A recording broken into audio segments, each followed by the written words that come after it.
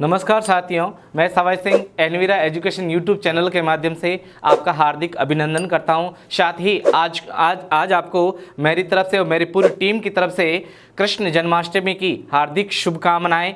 और साथ ही साथियों मैं आपको बताना चाहता हूं कि आगे आने वाले जो अपने क्लासेज हैं, इसमें हम अपनी बहुत जल्द मैराथन क्लास भी लेके आ रहे हैं एनवीरा प्लेटफॉर्म पर। साथ ही जो बीएचटीसी का एग्ज़ाम जो अपने क्यूज जो सामने आ रहा है, उससे संबंधित जो जितने भी पिछले जो पेपर हो चुके हैं, इनका भी हम एनालिसिस करेंगे। साथ ही हम बहुत जल्द आपको एनवीरा प्लेटफॉर्म पर बहुत सारी वैकेंसियों के मॉडल टेस्ट पेपर भी शुरू करवाने वाले हैं। और इसके माध्यम से अपने जो एनवीरा एजुकेशन प्लेटफॉर्म है, इसके माध्यम से हम एक क्विज कॉन्टेस्ट शुरू करने जा रहे हैं, जिसमें जवाब देकर अपना सही सटीक जवाब देकर आप पैसा भी कमा सकते हैं। आज का अपना जो चैप्टर है वो है आपके पुष्यभूति वर्धन वंश। भारतीय इतिहास कड़ी में गुप्त साम्राज्य, मौर्य साम्राज्य, इनके अलावा पुष्यभूति वर्धन वंश जो बताया जाता है, ये बहुत ही इंपॉर्टेंट देखने को मिलता है। इसमें सम्राट हर्षवर्धन की जो ऐतिहासिक जानकारी है, राज्यवर्धन या फिर उसकी रचनाएं हैं, उनके बारे में बहुत ही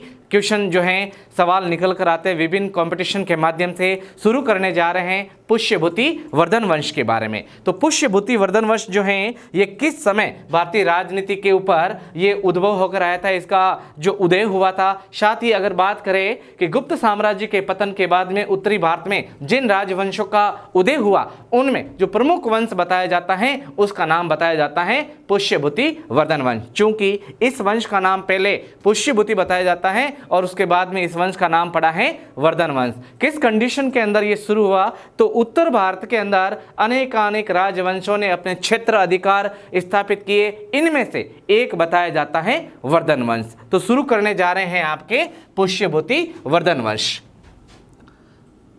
गुप्त साम्राज्य के पतन के बाद, गुप्त साम्राज्य के पतन के बाद, गुप्त साम्राज्य के पतन के बाद उत्तरी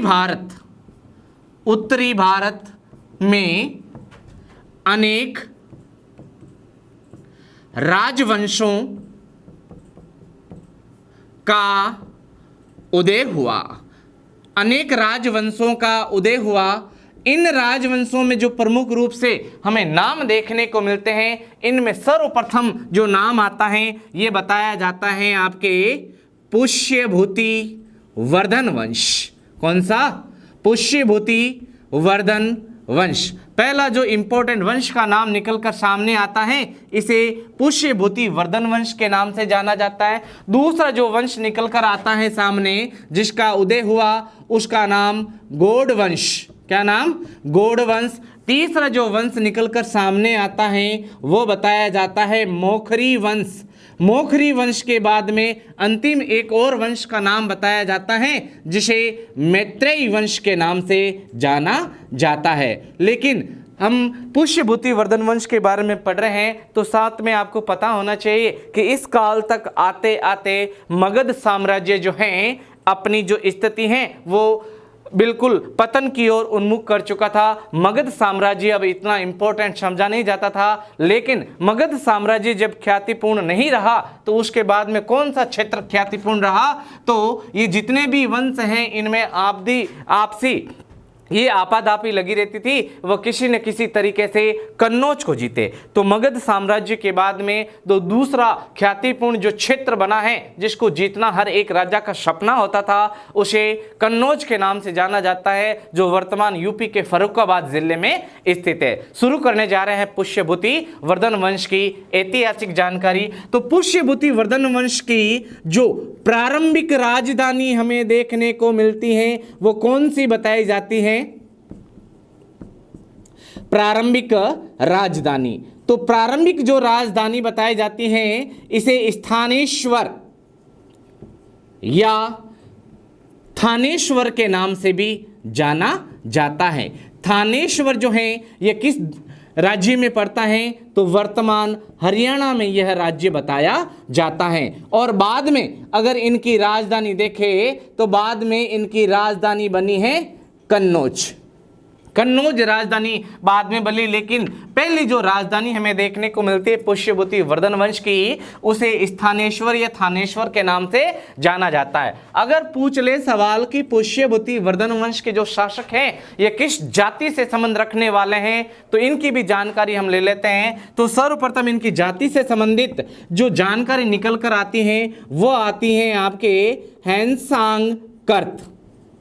हेनसांग का जो एक ग्रंथ लिखा गया है जिसका नाम बताया जाता है सीयू की, वह एक तो सीयू की ग्रंथ हो गया हेनसांग का, और दूसरा एक और ग्रंथ बताया जाता है जिसका नाम आर्य मंजूश्री मूल कल्प। आर्य मंजूश्री मूल कल्प, ये जो दो प्रमुख ग्रंथ बताए जाते हैं के अनुसार पुष्यभूति वर्धन वंश की जो जाति बताई जाती है के अनुसार वर्धन वंश जो बताया जाता है ये किस जाति से संबंध रखता है, किस वर्ग से संबंध रखता है? वैश्य वर्ग। क्या वर्ग बताया जाता है इनका? वैश्य वर्ग बताया जाता है इनका जाति से संबंध, अर्थात 4 वर्णों में वैश्य वर्ग से संबंध रखने वाले बताए जाते हैं पुष्यभूति वर्धन वंश के प्रमुख शासक। अब हम बात करते हैं कि पुष्यभूति जो वर्धन वंश हैं इनके संस्थापक का क्या नाम बताया जाता है। संस्थापकों के अंदर, या फिर अगर हम बात करें कि पुष्यभूति वर्धन वंश जो है इनकी ऐतिहासिक जानकारी हमें कहाँ से पढ़ने को मिलती है? ऐतिहासिक जानकारी। पुष्यभूति वर्धन वंश की ऐतिहासिक जानकारी हमें कहाँ से पढ़ने को मिलती है? तो सबसे पहले हम बात करेंगे साहित्यिक स्रोत। साहित्यिक स्रोत के अंदर हमें कौन कौन से ग्रंथ हैं जिनसे हमें वर्धन वंश की जानकारी मिलती है, उसके बाद में हम जानकारी लेंगे अभिलेखीय स्रोत के बारे में। अभिलेखीय स्रोत के बारे में भी हम जानकारी जरूर लेंगे, लेकिन सबसे पहले हम बात कर लेते हैं साहित्यिक स्रोत जिसके अंदर हमें पढ़ने को मिलता है पुष्यभूति वर्धन वंश की जानकारी। तो सबसे पहले जो रचनाकार नाम हमें देखने को मिलता है इसका नाम बताया जाता है बाण भट्ट।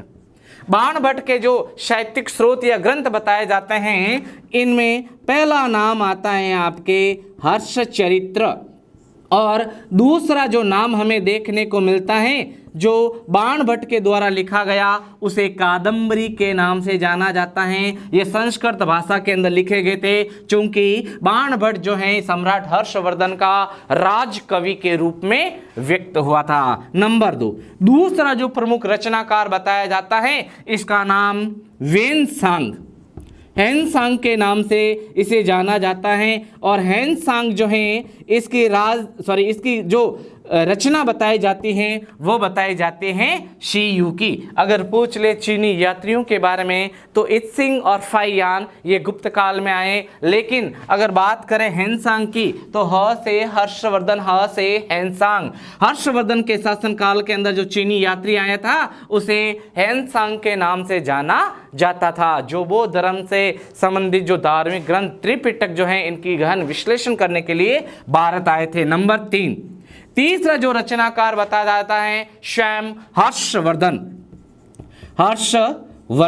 हर्षवर्धन जो सम्राट हुए हैं इन्होंने 3 नाटक लिखे हैं। तीनों नाटकों की जानकारी हमें क्या पढ़ने को मिलती है? तो पहले नाटक का नाम नागानंद, दूसरे नाटक का नाम बताया जाता है प्रियदर्शिका, और तीसरे नाटक का नाम बताया जाता है रत्नावली। पहला नागानंद, दूसरा प्रियदर्शिका, और तीसरा जो बताया जाता है यह रत्नावली के नाम से जाना जाता है। इसमें प्रणय गाथाओं का वर्णन हमें पढ़ने को मिलता है। नंबर 4, चौथा जो रचनाकार है उसका नाम हमें देखने को मिलता है मयूर। मयूर के द्वारा जो ग्रंथ लिखे हैं जिनसे हमें पुष्यभूति वर्धन वंश की जानकारी मिलती है, तो इनमें सबसे पहला जो ग्रंथ है इसे सूर्य शतक के नाम से जाना जाता है। दूसरा जो ग्रंथ है इसे मयूर शतक के नाम से जाना जाता है, और तीसरा जो ग्रंथ है इसे खंड प्रशस्ति के नाम से जाना जाता है। 3 ग्रंथ देख लिए, सूर्य शतक, मयूर शतक और खंड प्रशस्ति किसके द्वारा लिखे गए हैं ये सब पूछा जा सकता है। 5 तो नाम आता है आपके मयूर। अंतिम जानकारी जो साहित्यिक जानकारी निकल कर आ रही है, रचनाकार का नाम है दंडिन। दंडिन ने जो ग्रंथ लिखा है उनमें पहला ग्रंथ है दश कुमार चरित्र और दूसरा जो ग्रंथ है उसका नाम बताया जाता है आपके अवंती सुंदरी।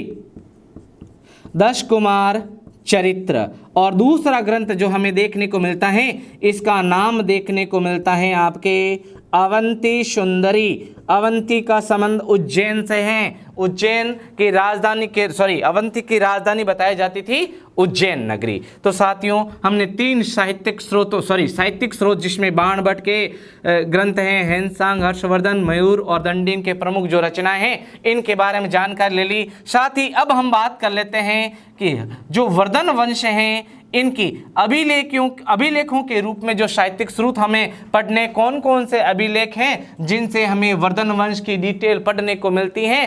तो सबसे पहले हमें जानकारी मिलती है एरण अभिलेख से।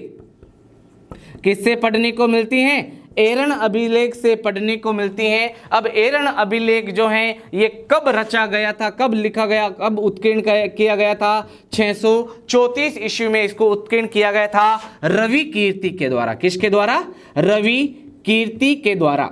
रवि कीर्ति द्वारा उत्कीर्ण, रवि कीर्ति द्वारा उत्कीर्ण करवाया गया था आपके एरण का अभिलेख। एरण का अभिलेख एक हो गया जिसमें हमें वर्धन वंश की साहित्यिक डिटेल पढ़ने को मिलती है। नंबर 2, दूसरा जो अभिलेख हमें पढ़ने को मिलता है वर्धन वंश से संबंधित, उसका नाम बताया जाता है मधुबन अभिलेख। मधुबन अभिलेख। मधुबन अभिलेख जो है यह मधुबन अभिलेख कहाँ से मिला है, इसमें हमें क्या पढ़ने को मिलता है? तो मधुबन अभिलेख जो है यह यूपी यानी उत्तर प्रदेश के मऊ जिले में, कहाँ? मऊ जिले में, उत्तर प्रदेश के मऊ जिले में यह हमें अभिलेख पढ़ने को मिलता है। और इसमें जो वर्णन हमें पढ़ने को मिलता है, अगर इसके बारे में पूछ लिया जाए तो हर्ष द्वारा जो भिक्षुओं को सोमकुंडा ग्राम जो दान में दिया गया था उसका वर्णन सम्राट हर्ष द्वारा सोमकुंडा ग्राम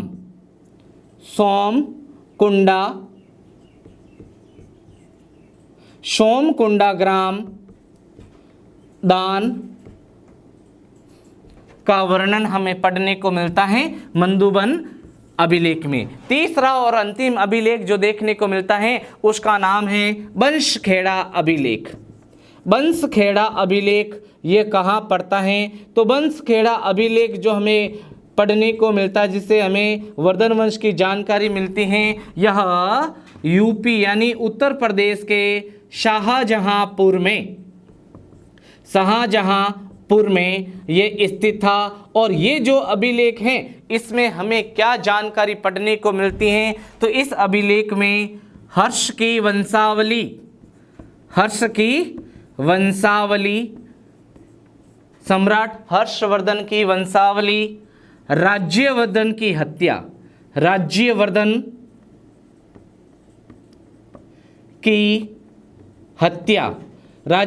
की हत्या का जो षड्यंत्र रचा गया था इसकी जानकारी, साथ ही हमें जो वर्धन वंश शासनकाल था उसके प्रमुख पदाधिकारियों का वर्णन, प्रमुख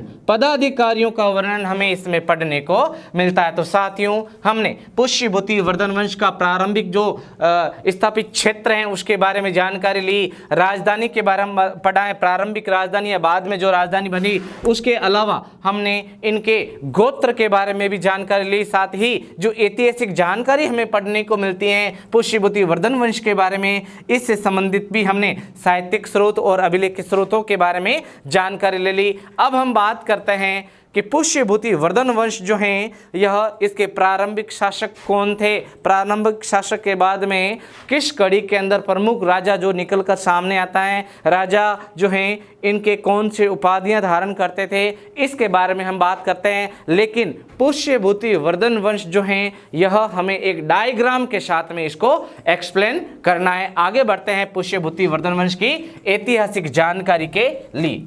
अब हम बात कर लेते हैं पुष्यभूति वर्धन वंश की ऐतिहासिक जानकारी।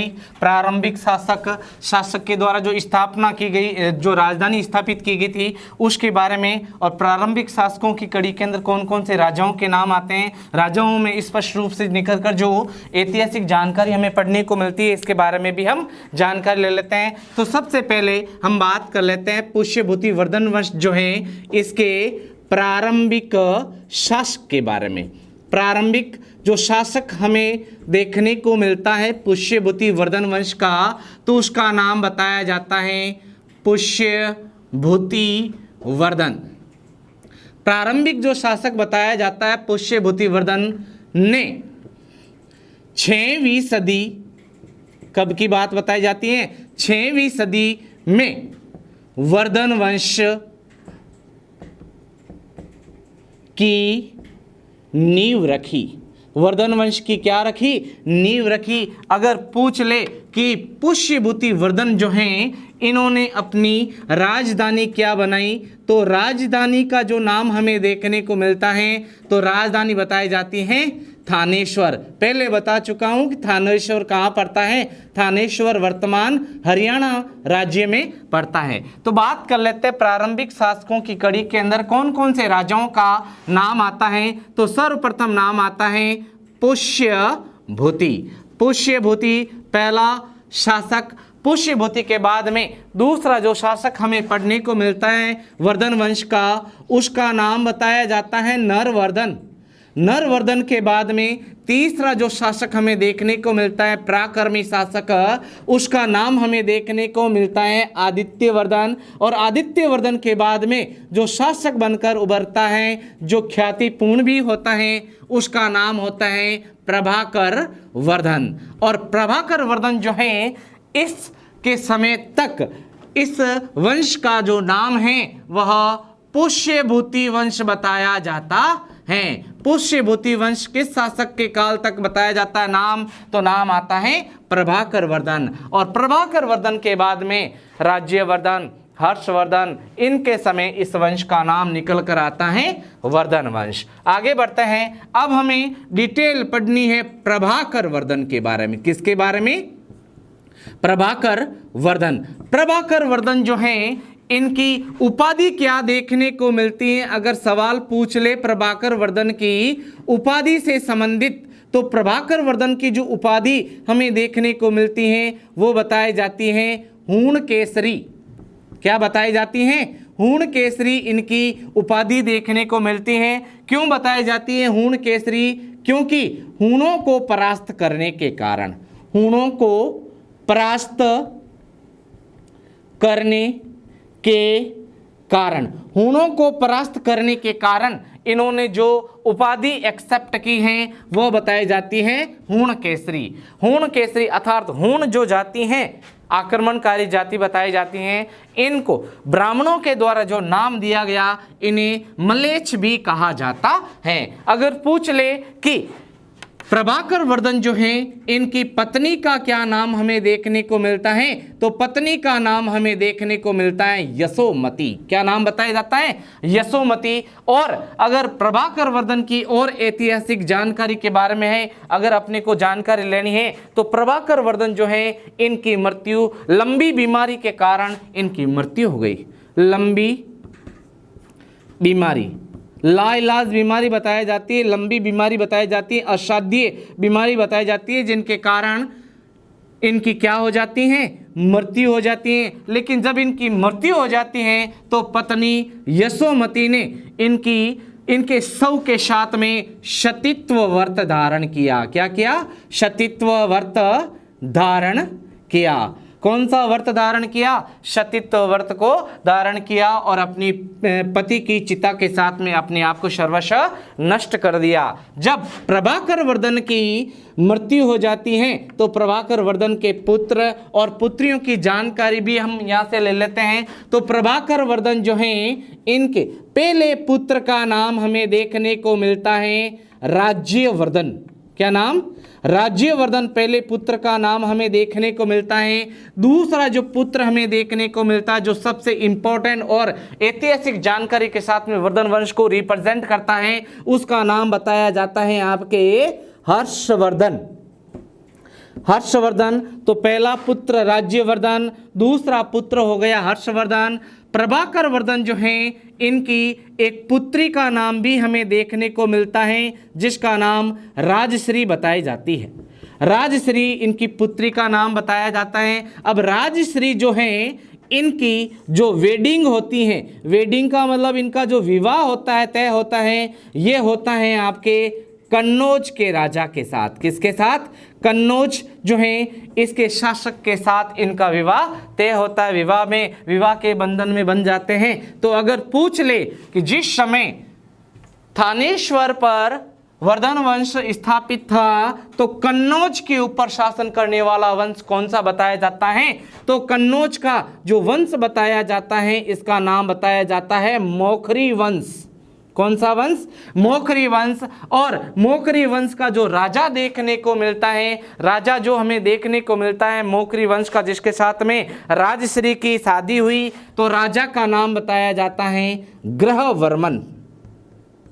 ग्रहवर्मन राजा का नाम हमें देखने को मिलता है ग्रहवर्मन। क्या नाम देखने को मिलता है? ग्रहवर्मन के साथ में राजश्री की शादी हुई। साथियों, मैं पहले बता चुका हूं कि कन्नौज जो है यह षड्यंत्रों का केंद्र था। हर एक राजा इसे जीतना चाहता था। तो कन्नौज कहाँ पड़ता है, ये भी अगर सवाल पूछ ले तो कन्नौज पड़ता है वर्तमान यूपी के फर्रुखाबाद जिले में।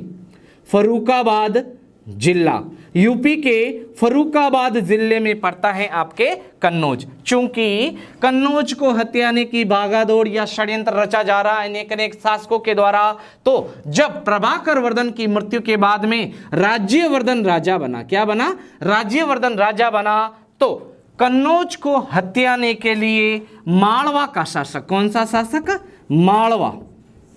मालवा का जो शासक हमें देखने को मिलता है, इसका नाम बताया जाता है देवगुप्त। क्या नाम बताया जाता है? देवगुप्त जो हैं, इन्होंने धोखे से हत्या किसकी कर डाली है? ग्रहवर्मन की।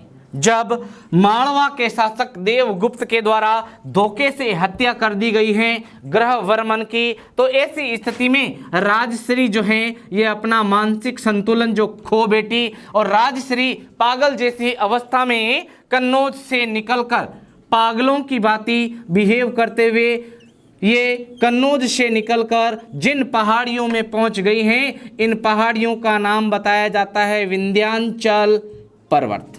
विंध्याचल पर्वत के अंदर ये पहुंच गई।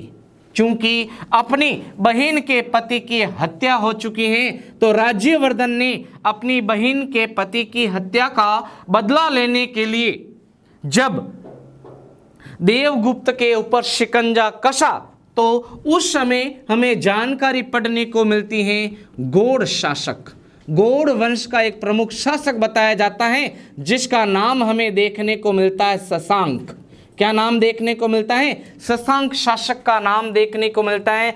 शशांक और मालवा के जो शासक हैं देवगुप्त, इनका षड्यंत्र रचा गया था कन्नौज को हासिल करने के लिए। चूंकि देवगुप्त ने ग्रहवर्मन की हत्या कर दी है, ग्रहवर्मन की हत्या का बदला लेने के लिए राज्यवर्धन आगे आए हैं, तो राज्यवर्धन ने जब देवगुप्त की सेना के ऊपर अटैक करने का निश्चय किया, तो गौड़ वंश के शासक शशांक द्वारा राज्यवर्धन जो हैं, राज्यवर्धन की हत्या कर डाली। राज्यवर्धन की धोखे से क्या कर डाली है? हत्या कर डाली है। और ऐसी कंडीशन में अब राजा बनता है हर्षवर्धन। अगर पूछ ले साथियों कि हर्षवर्धन का शासनकालीन समय हमें क्या देखने को मिलता है, तो हर्षवर्धन राजा बना है 606 ईस्वी के अंदर। शासन कितना किया? 647 ईस्वी तक इन्होंने शासन किया है। 606 ईस्वी में राजा बनने के बाद में हर्षवर्धन ने जो उपाधि धारण की हैं, उपाधियां भी हमें कई सारी देखने को मिलती है सम्राट हर्षवर्धन की। उपाधियों के अगर नाम देख ले, अगर इनके अन्य नाम देखने हैं तो नाम शीलादित्य, और इसे हिंदू काल का अकबर भी कहा जाता है सम्राट हर्षवर्धन को। अब भाई और बहन के पति की हत्या का बदला लेने के लिए सम्राट हर्षवर्धन ने जो प्रतिज्ञा ली है वो किस ग्रंथ के अंदर उनकी प्रतिज्ञा हमें देखने को मिलती है, तो मैं बता देता हूं कि बाण भट्ट जो है इनके द्वारा ग्रंथ रचा गया जिसका नाम है हर्षचरित्र। हर्षचरित्र के अंदर सम्राट हर्षवर्धन ने प्रतिज्ञा ली कि जब तक मैं इस वंश गौड़ वंश को इस पृथ्वी से विहीन नहीं कर दूंगा तो अपने आप को पतंगे की भांति आग में जलाकर नष्ट कर दूंगा। ये प्रतिज्ञा ली है सम्राट हर्षवर्धन ने। और किस ग्रंथ के अंदर इसका वर्णन हमें पढ़ने को मिलता है, तो नाम आता है आपके हर्षचरित्र। हर्षचरित्र किसके द्वारा लिखा गया था, तो नाम आता है आपके बाण भट्ट के द्वारा। राजा हर्षवर्धन जो हैं, राजा बनने के बाद में हर्षवर्धन ने अपने बहन को ढूंढने और अपने भाई और अपने जो जीजा हैं इनकी मृत्यु का बदला लेने के लिए इन्होंने कामरूप के शासक, किसके शासक? कामरूप के शासक बताए जाते हैं भास्कर। भास्कर के साथ में मिलकर अटैक किया है गौड़ वंश के शासक शशांक के ऊपर। शशांक लड़ता हुआ मारा गया। युद्ध की जानकारी हमें किसी के अंदर पढ़ने को नहीं मिलती है, लेकिन उससे पहले सम्राट हर्षवर्धन ने एक बौद्ध भिक्षु का नाम बताया जाता है दिवाकर।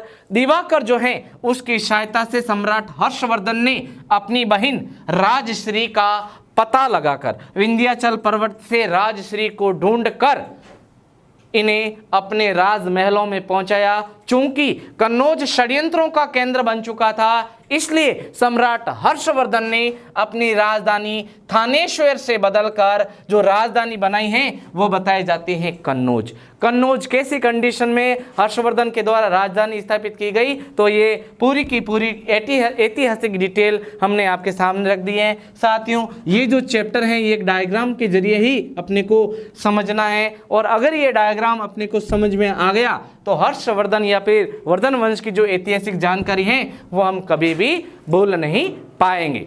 साथियों, हमने पुष्यभूति वर्धन वंश जो है इसकी संपूर्ण ऐतिहासिक जानकारी पढ़ी, लेकिन इनका जो मेन कैरेक्टर, जो प्रमुख शासक बताया जाता है हर्षवर्धन। हर्षवर्धन की उपाधियां कौन सी बताई जाती हैं? हर्षवर्धन से संबंधित कोई युद्ध, जैसे नर्मदा नदी का युद्ध लड़ा गया था 634 ईस्वी के अंदर। पुलकेशिन द्वितीय जो शासक बताया जाता है जिससे हर्षवर्धन हार जाता है, उस युद्ध का भी वर्णन हमें पढ़ने को मिलेगा।